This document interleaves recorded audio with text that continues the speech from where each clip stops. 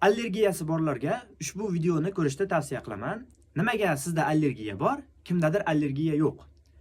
Haligi misol uchun sizda terakli guliga nisbatan allergiya bo'ladigan bo'lsa, bahorning oxiri, yozning boshlarida siz burningiz oqib, burningiz bitib, juda ham qiynalib ketasiz. Steroid dorilar qabul qilasiz, antigistaminlar qabul qilasiz, lekin vaqtinchalik yordam olasiz xolos.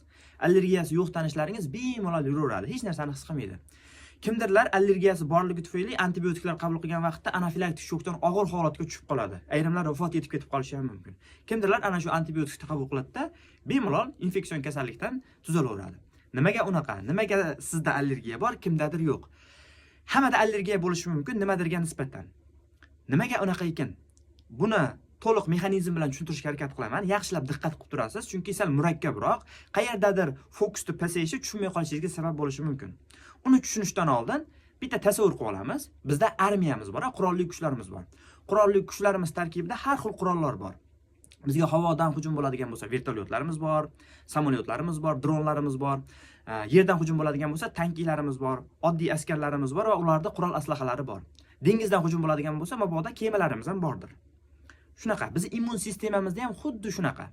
Bizga har xil mikroblar tushishi mumkin. Virus tushishi mumkin, bakteriya, zamburug', gelmet, oddiy chang yoki bitta ko'ylagimizda ipi ham tushib qolsa, u biz uchun mikrob, antigen. Unga qarshi kurashishimiz kerak. Har bitta antigenga, mikrob turiga alohida kurashadigan immun hujayralarimiz bor. Xuddi kemalarimiz dengizdagi hujum uchunmidi? Har xil mikrobga qarshi ham kurashadigan hujayralarimiz bor. Xudo tomonimizdan yasab, tayyor buyruq ularga o'rgatib qo'yilgan. Sen zamburug'ga qarshi kurashasan, sen virusga qarshi kurashasan, sen bakteriyaga qarshi kurashasan, sen gelmentga qarshi kurashasan deb belgilab qo'yilgan. Endi qaysi hujayra nimaga qarshi kurashishini to'liq izohlab o'tirmayman. Biz allergiyani tushunmoqchimizmi? Allergiyaga sabab bo'lgan tuzilmalar immunoglobulinlar hisoblanadi. Immunoglobulin nima? Uni bilmasliklaring mumkin. Immunoglobulin u Y ga o'xshagan narsa. O'zbekchadagi lotin harfidagi Y ni ko'rgansizlar-ku. Shunga o'xshagan narsa. Y ni tepadagi ikkita jo'yti immunoglobulinda antigen binding qismi hisoblanadi.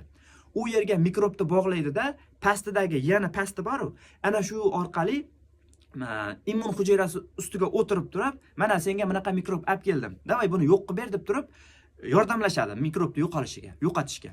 Tushundiga, immunoglobulin Y ga o'xshagan narsa ekan. Antigen binding qismi orqali mikrobni bog'lab olar ekanda, pastki qismi orqali immun hujayraga o'tirar ekan.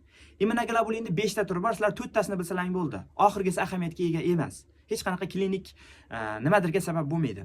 Ular qaysilar? Immunoglobulin M, immunoglobulin G, immunoglobulin A, immunoglobulin Y hisoblanadi. Bularda har bittasini o'zining mutaxassisligi bor. Nimaga qarshi kurashish kerakligini biladi. Immunoglobulin M nima qiladi? Immunoglobulin M da vazifasi, mutaxassisligi birinchi marta organizmga mikrob tushganda ana shunga qarshi kurashish vazifasini bajaradi. Nimaga birinchi marta?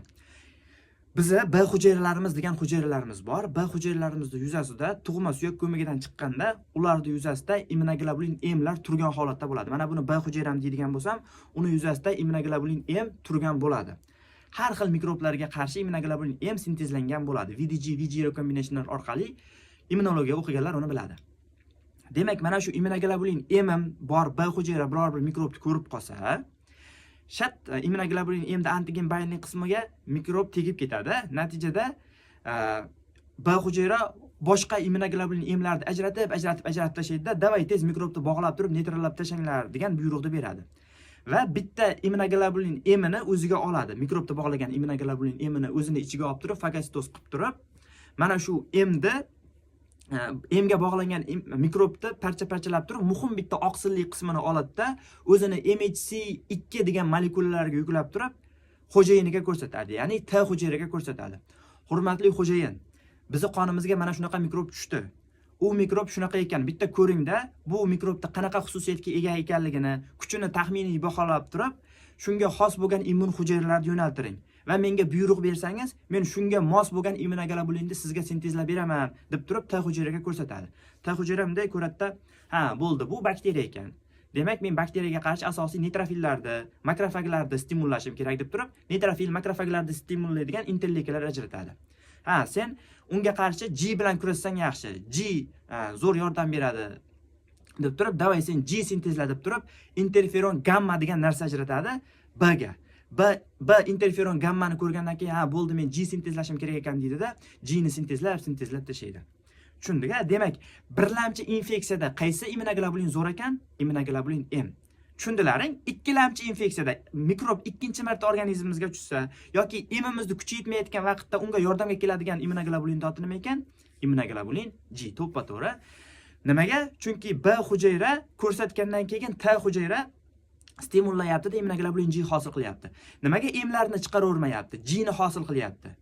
Chunki M mikrobga to'liq mos bo'lmasligi mumkin-da. Misol uchun dumaloq mikrob tushgan bo'lsa, biz qonimizga tasavvur qilinglar. Mana bu yana antigen binding qismi mana shu dumaloqqa bog'lanish kerak edi-yu. To'liq dumaloqqa mos bo'lmasligi mumkin. Sal mana bu dumaloq bo'lsa, sal mundayroq bo'lishi mumkin. Endi bunga to'liq moslashish kerakmi? Sal immunoglobulin M mutatsiyalarga uchrab turib, somatik gipermutatsiya deydi, affinity maturation degan jarayonlardan o'tib turib, mana shu dumaloq antigenga to'liq moslashib olishi mumkin.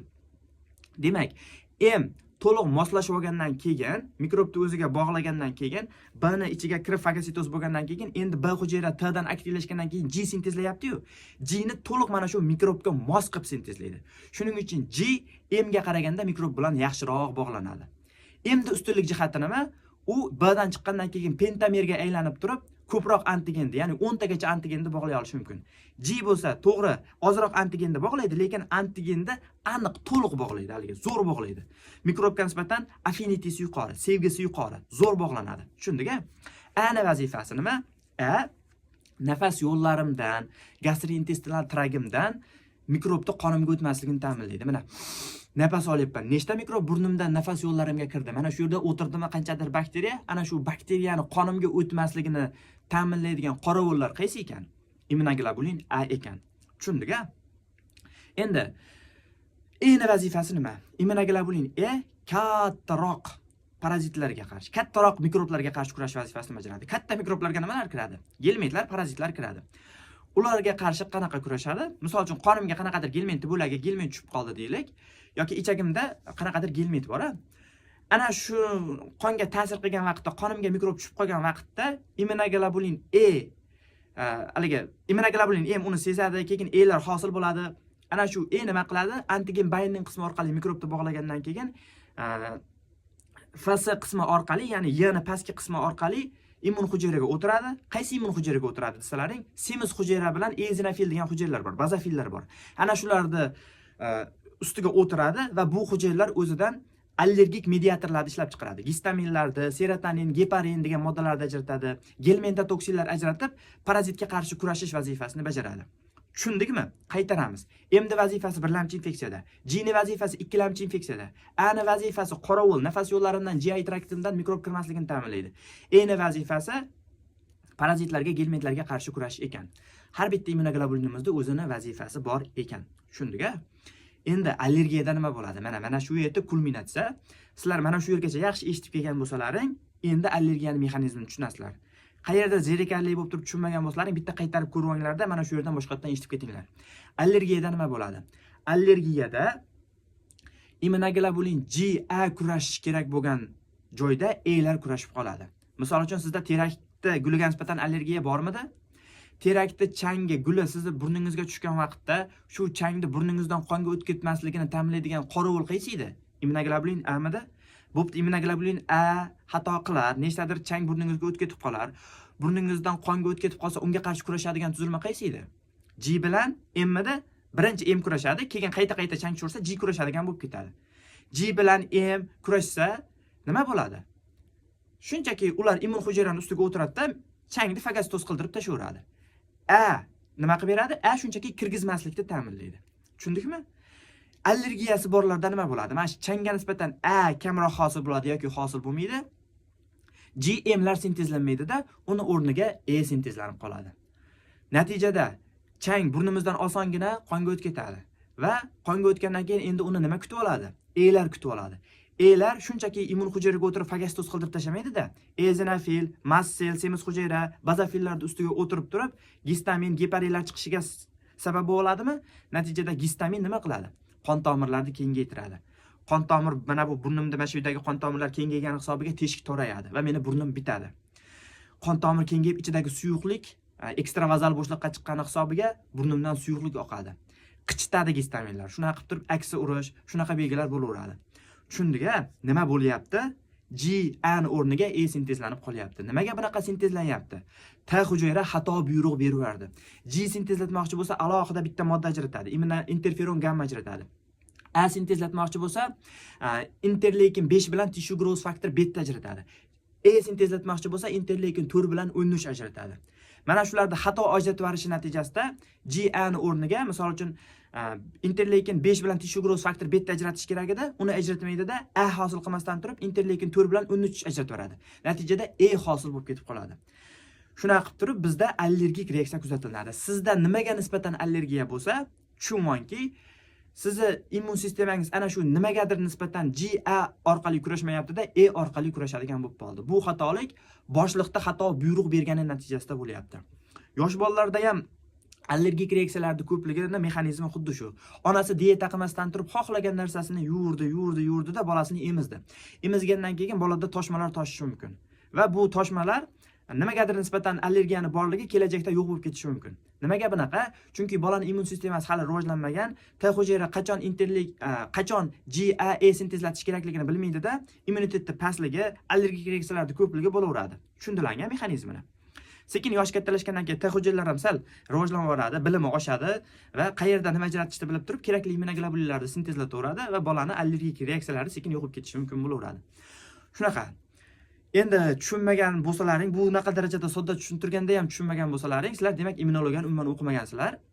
Immunologiya kurslariga yozilib turib, kimnidir yoki o'zimni kursiga yozilib turib, bemalol tushunib olsalaring bo'laveradi, muammosi yo'q. Qiziqarli bo'lgan bo'lsa, nimadirni o'rgangan bo'lsalaring, tanishlaringga, ayniqsa allergiyasi bor do'stlaringga jo'natib qo'yasizlar. Kanalga obuna bo'lib turib, duo qilib qo'yish esdan chiqmasin. Gazini bosib yaxshilab o'qiringlar. Xudo xolasa ilmlaring bundan-da ziyoda bo'lib turib, yaxshi shifokor bo'lasizlar. Hammaga rahmat, charchamanglar.